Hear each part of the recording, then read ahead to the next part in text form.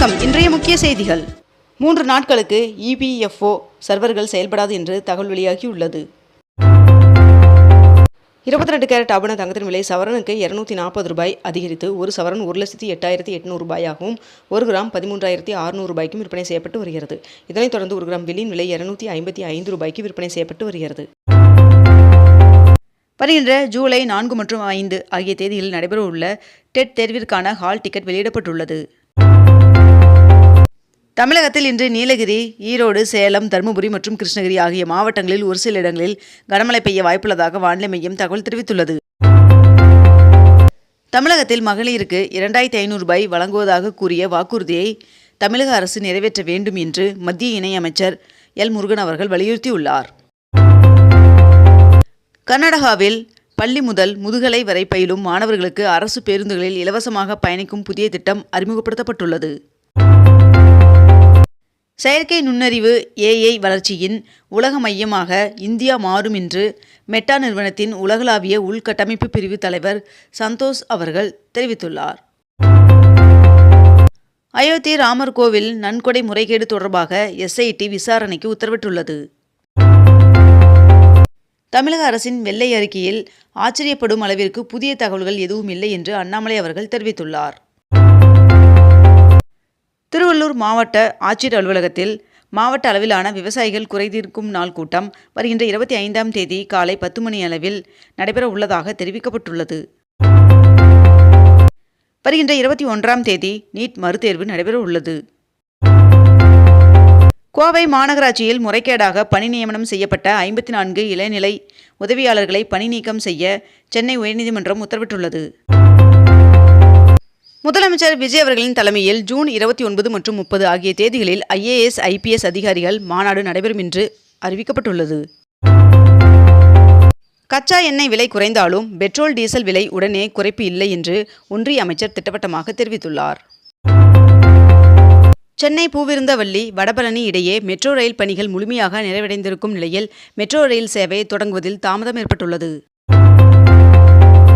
தொழில் முனைவோர் மேம்பாடு மற்றும் புத்தாக்க நிறுவனம் செயற்கை நுண்ணறிவு டிஜிட்டல் சந்தைப்படுத்துதலின் அடிப்படைகள் என்ற தலைப்பில் 3 நாள் முழுநேர பயிற்சி நிகழ்ச்சியானது வருகின்ற 23ஆம் தேதி முதல் 25ஆம் தேதி வரை நடைபெற உள்ளதாக தெரிவிக்கப்பட்டுள்ளது.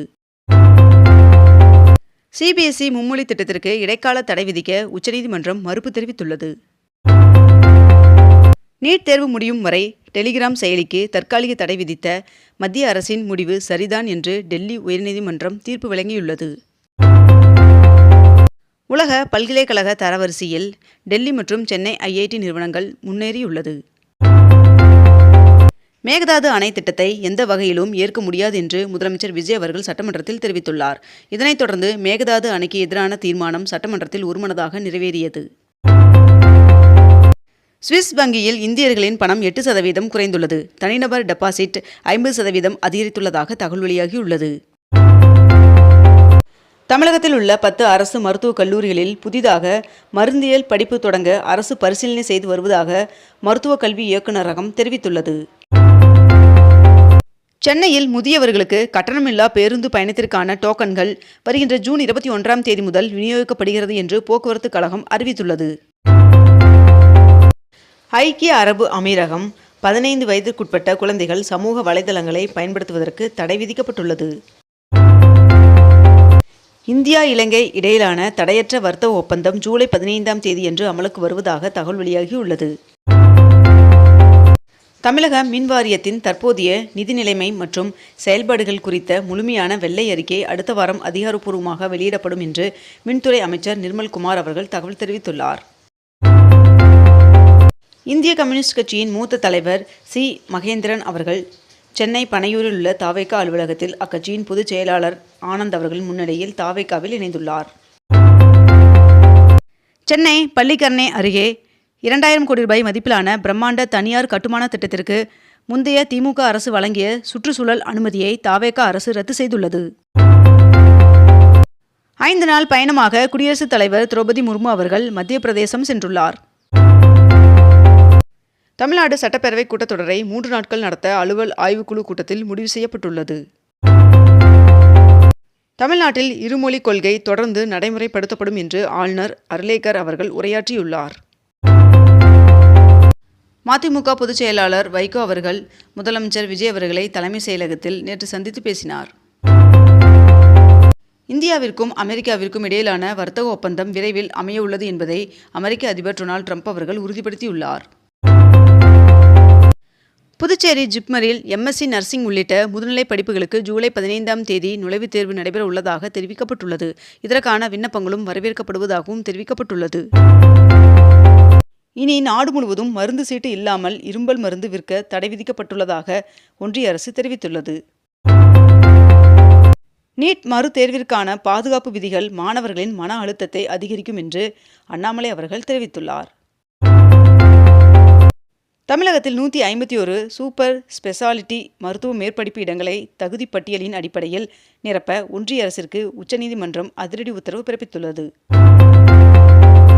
தமிழக கோவில்களில் உள்ள கடைகளில் அதிக விலைக்கு பொருட்கள் விற்றால் அபராதம் மற்றும் உரிமம் ரத்து செய்யப்படும் என்று அறநிலைத்துறை அதிரடி உத்தரவு பிறப்பித்துள்ளது. தூத்துக்குடியில் 38,000 கோடி ரூபாய் முதலீட்டில் அதிநவீன கப்பல் கட்டுமான தொழிற்சாலையை அமைக்க தென்கொரியாவின் புகழ்பெற்ற ஹோண்டாய் நிறுவனம் திட்டமிட்டுள்ளது. இத்திட்டத்தின் மூலம் சுமார் 15,000 பேருக்கு நேரடி வேலைவாய்ப்பு கிடைக்கும் என்றும் எதிர்பார்க்கப்படுகிறது. திருச்செந்தூர் முருகன் சுவாமி கோவிலில் ஜூலை 1ஆம் தேதி முதல் செல்போனுக்கு தடை விதிக்கப்படுவதாக தெரிவிக்கப்பட்டுள்ளது. தமிழகம் முழுவதும் மகளிர் கட்டணமில்லா பேருந்து செயல் திட்டம் தொடர்பாக முதலமைச்சர் விஜய் அவர்கள் ஆலோசனை நடத்தினார். மேலும் மின்சார பேருந்துகளை அதிக அளவில் பயன்பாட்டிற்கு கொண்டு வர அதிகாரிகளுக்கு முதலமைச்சர் விஜய் அவர்கள் அறிவுறுத்தியுள்ளார். புதுச்சேரி அமைச்சரவை விரிவாக்கம் செய்யப்பட்ட நிலையில் 3 புதிய அமைச்சர்கள் பதவியேற்றுக் கொண்டனர். வார விடுமுறையொட்டி ஜூன் 19 மற்றும் 20 ஆகிய தேதிகளில் தமிழகத்தில் சிறப்பு பேருந்துகள் இயக்கப்பட உள்ளதாக தெரிவிக்கப்பட்டுள்ளது. பிரதமர் நரேந்திர மோடி அவர்களுக்கு ஸ்லோவாக்கியாவின் உயரிய தேசிய விருது வழங்கி கௌரவிக்கப்பட்டது. உத்தரப்பிரதேசம், பஞ்சாப், கோவா, மணிப்பூர், உத்தரகாண்ட் ஆகிய 5 மாநிலங்களில் சட்டப்பேரவைத் தேர்தலை முன்கூட்டியே நடத்துவது குறித்து தேர்தல் ஆணையமும் ஒன்றிய அரசும் தீவிர ஆலோசனை நடத்தி வருவதாக தகவல் வெளியாகியுள்ளது. நடிகர் ரஜினிகாந்த் அவர்களை நயினார் நாகேந்திரன் அவர்கள் திடீரென்று சந்தித்து பேசினார்.